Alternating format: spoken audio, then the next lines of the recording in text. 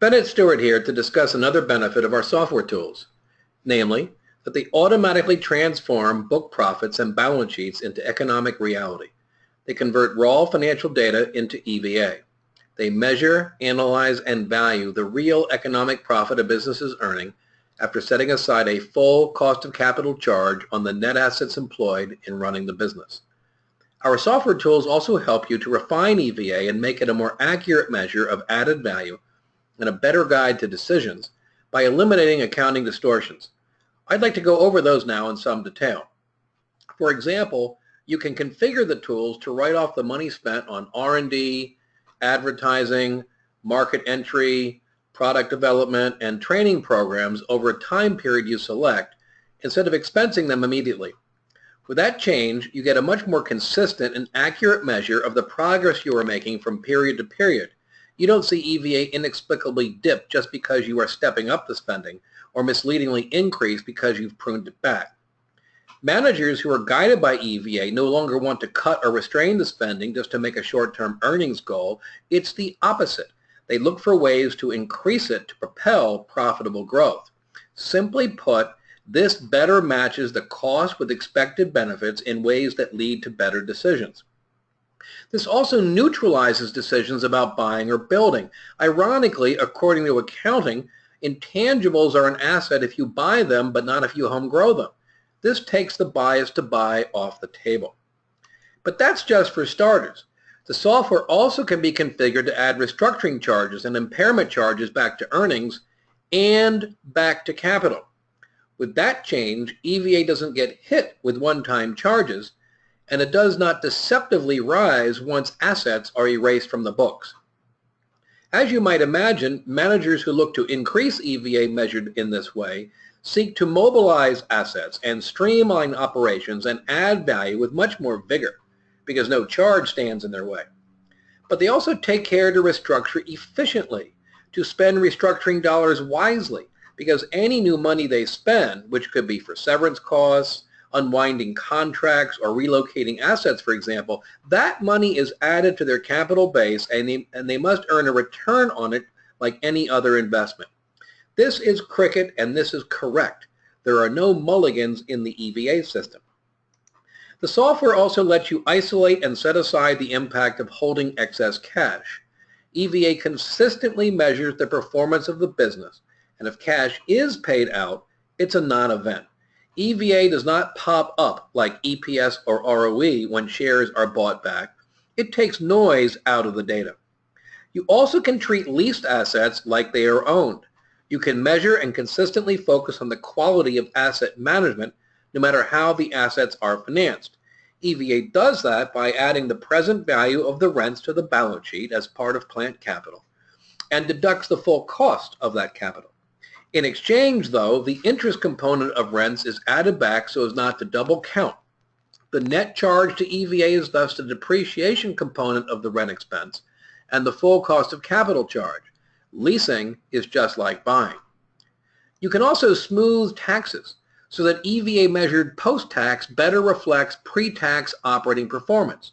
One-time tax settlements, shifts in tax reserves, and temporary changes in effective tax rates no longer obfuscate the true performance and true value of a business once taxes are removed at a standard tax rate. You also can recognize the value of deferring taxes as a cost of capital credit to EVA. This rewards managers for finding legitimate ways to defer taxes and tap an interest-free form of financing. You also can purge retirement cost distortions. You can shift from using the reported expense to deducting service cost instead. The reported expense is a fictitious and concocted figure that results from unrealistic and malleable assumptions about expected returns and that misleadingly smooths away the risk of risky funding strategies. Service cost is the money that would have to be set aside to grow at a sure rate of interest to meet the payments promised to employees due to service in the period. That's the true incremental cost and the correct cost to use in making business decisions. EVA uses it. EVA also deducts the cost of capital for any funding gap relative to the accumulated service cost. The present value of that charge is the same as deducting the unfunded liability. It's the opposite for any accumulated funding gain, which adds to the company's EVA and value with this treatment. This is the correct economic treatment, and it leads to different and better conclusions about funding strategies and the true and incremental compensation costs a firm confronts. Does your company have a financing arm? The software handles those too. Capital is limited to an adjusted equity base, and operating profits are measured net of interest costs because those are operating costs for financial intermediaries. You also can deduct net charge-offs of bad debts instead of loss provisions. You can get to the economic reality and what managers can manage and not a bookkeeping estimate. Again, it's all built into our software systems. One more example. Do you make investments that take time to ramp up and fully bear fruit? An acquisition is a typical example. You generally must pay upfront for synergies and growth that haven't happened yet. Charge the entire purchase price as capital, and EVA can look bad out of the gate, even for decisions that are good. What's the answer? The software guides you to hold back a portion of the initial investment from capital, and then to meter it back into capital over the projected payoff period. For acquisitions, it holds back the premium paid over the value of the embedded EVA, for example, and the same principle applies to major plant startups or new market entry. That way, your people are not penalized for making the sensible and valuable strategic decisions, but they are also held accountable for delivering on promises. They have to ramp up performance as the capital climbs back in, or EVA will suffer. Each of these adjustments can lead managers to better decisions, which is the real reason to do them. They also produce an EVA that is a more accurate, consistent, and comparable measure of true profit performance, which is really essential if you want to benchmark EVA against public peers, and especially if you want to pay managers to increase EVA as we suggest. I hasten to add, we don't offer a one-size-fits-all solution here. Yes, you can stick with the default accounting adjustments we set in the model and which vary by sector. But you can also use an included point-and-click console to tailor EVA with the precise accounting adjustments you wish to follow. We'll even help you do that. The example here shows a user electing to write off R&D over 5 years, or 20 quarters, and to capitalize restructuring charges. You have total flexibility and also can easily elect to stay with reported GAAP figures. The model also comes with a system-computed cost of capital that is determined in a statistical analysis we undertake each month of thousands of stocks and includes estimates of country risk premiums. You also can use the provided table to simulate alternatives or just override the model and use the hurdle rates you prefer. You also can set and save multiple configurations of the EVA rules to apply to different divisions or acquisitions, for example. In any event, you will end up defining EVA the way that works best for you, and its derivation won't be a mystery. The included reports trace EVA right back to your familiar book numbers.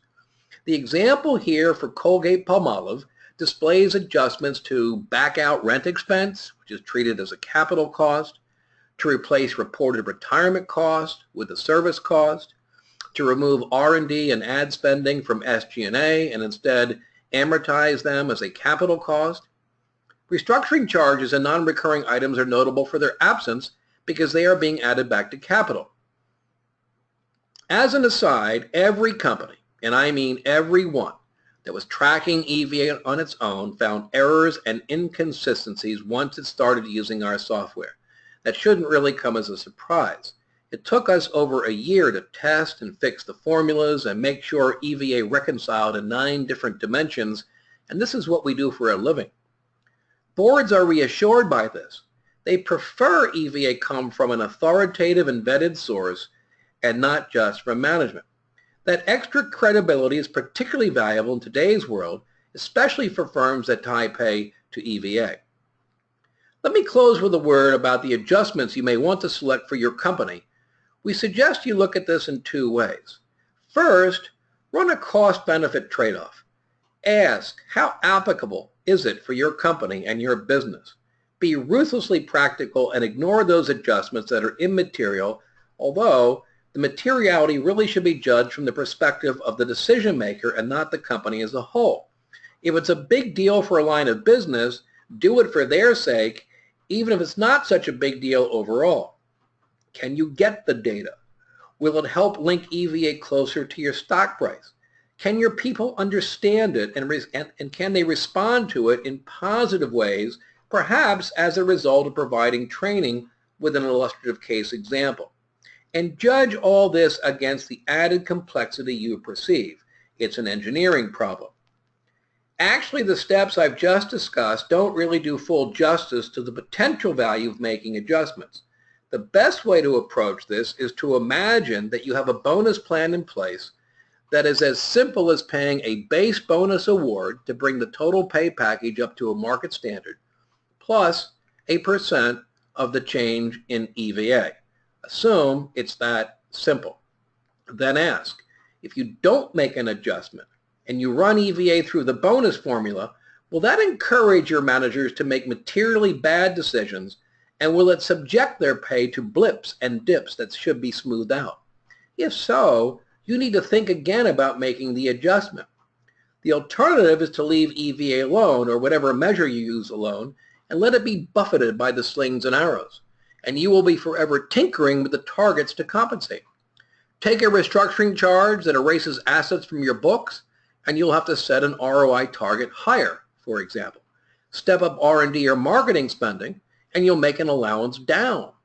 But with EVA, the idea is to leave the target always the same. It is to increase EVA as much as possible and to pay managers for doing that. If you want that utter simplicity and that riveting focus, then things you ordinarily address in adjusting targets must appear instead as adjustments to EVA. Yes, this means that EVA departs more from reported GAAP figures, and you may require a few more lines on your EVA to net income reconciliation statement. But that's a very small price to pay to make the overall management process and target setting process much simpler, and to make incentives that much more powerful. There's no one right answer. Every company needs to think this through, and we are there to help. But now that all these adjustments are available and fully tested in our software solutions, the scales clearly are tilting more in favor of making EVA a more accurate and more meaningful measure instead of just taking the accounting numbers at face value. Thanks for listening to my polemic.